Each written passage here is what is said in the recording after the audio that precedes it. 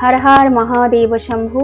হরে কৃষ্ণ। প্রিয় গৌরভক্তবৃন্দ, সকলকে জানাই মহাশিবরাত্রি ব্রতের অগ্রিম শুভেচ্ছা এবং অভিনন্দন। আশা করছি আপনারা নতুন বছরে 2026-এ প্রত্যেকেই শিবরাত্রি ব্রত পালন করে মহাদেবের অপার কৃপা আশীর্বাদ লাভ করবেন। এবারে প্রশ্ন হচ্ছে, আপনারা তো প্রত্যেকেই শিবরাত্রি ব্রত পালন করবেন, কিন্তু 2026 সালে শিবরাত্রি ব্রত কবে? এই বছর কি 2026-এ শিবরাত্রি ব্রত দুদিন পড়েছে? যদি দুদিন পড়ে থাকে, কোন সম্প্রদায় কোন দিন পালন করবেন? এ বিষয়ে আজকের এই ভিডিওতে আমি বিস্তারিত আলোচনা করব। সেই সাথে সমগ্র ভারতবর্ষ সহ বাংলাদেশের ফাল্গুন কৃষ্ণ চতুর্দশী তিথির সময়সূচি আমি আপনাদের সাথে আলোচনা করব।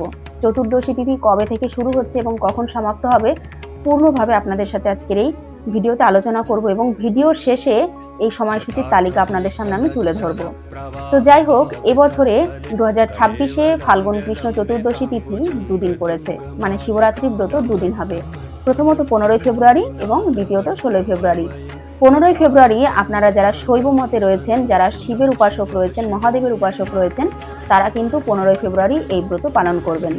এবং আপনারা যারা বৈষ্ণব মতে রয়েছেন, কৃষ্ণ মন্ত্রে দীক্ষিত রয়েছেন, ভগবান শ্রীকৃষ্ণকে প্রীতিবিধান করার জন্য মহাদেবকে পূজা অর্চনা করবেন, তারা অবশ্যই 16ই ফেব্রুয়ারি পালন করবেন।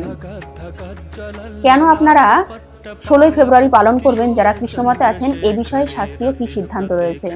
এ বিষয়ে শাস্ত্রীয় সিদ্ধান্ত পদ্মপুরাণের সর্বখণ্ডে এবং ব্রহ্মখণ্ডে উল্লেখ করা রয়েছে যে, যদি কখনো কোনো চতুর্দশী তিথি ত্রয়োদশী বিদ্যা হয় বা প্রদ্যুষ ব্যাপিনী চতুর্দশী তিথি হয়, তবে কিন্তু যারা বৈষ্ণব ধর্মাবলম্বী রয়েছেন তারা কিন্তু পরদিন পালন করবেন। মানে যেদিন এই চতুর্দশী তিথিটা শুরু হবে সেই দিন তারা পালন করতে পারবে না।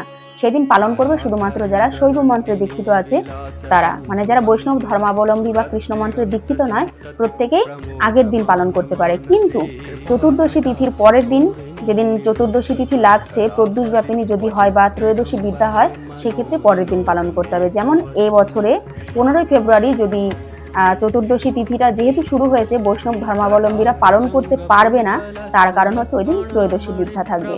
সেই কারণে 16ই ফেব্রুয়ারি সোমবার, মহাদেবের অতি প্রিয়বারে বৈষ্ণব ধর্মাবলম্বী বা কৃষ্ণ মন্ত্রে যারা দীক্ষিত আছেন তারা কিন্তু 16ই ফেব্রুয়ারি অবশ্যই মহাশিবরাত্রি ব্রত পালন করবেন।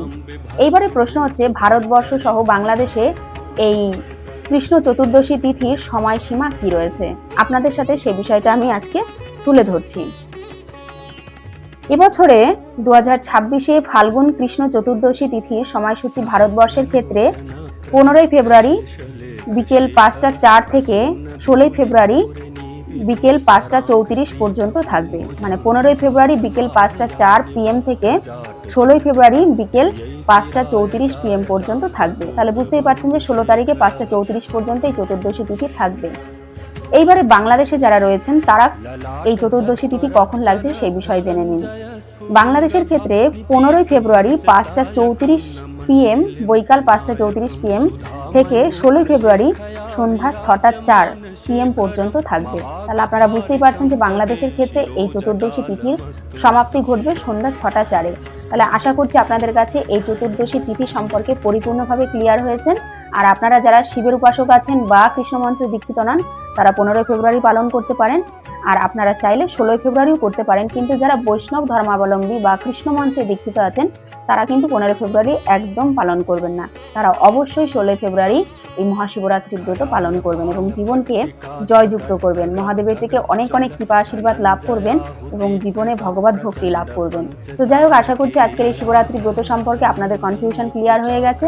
তো এর পরবর্তী ভিডিওতে শিবরাত্রির যে চতুর্প্রহরের পুজো রয়েছে, কি নিবেদন করবেন 4টে প্রহরে, সমস্ত ভিডিও আপলোড হতে থাকবে। তো আপনারা কিন্তু অবশ্যই চ্যানেলটিকে সাবস্ক্রাইব করে দেখতে থাকবেন। তো যাই হোক, আজ এখানে ভিডিওটা সমাপ্ত করছি। সকলে ভালো থাকবেন। হর হর মহাদেব। হরে কৃষ্ণ।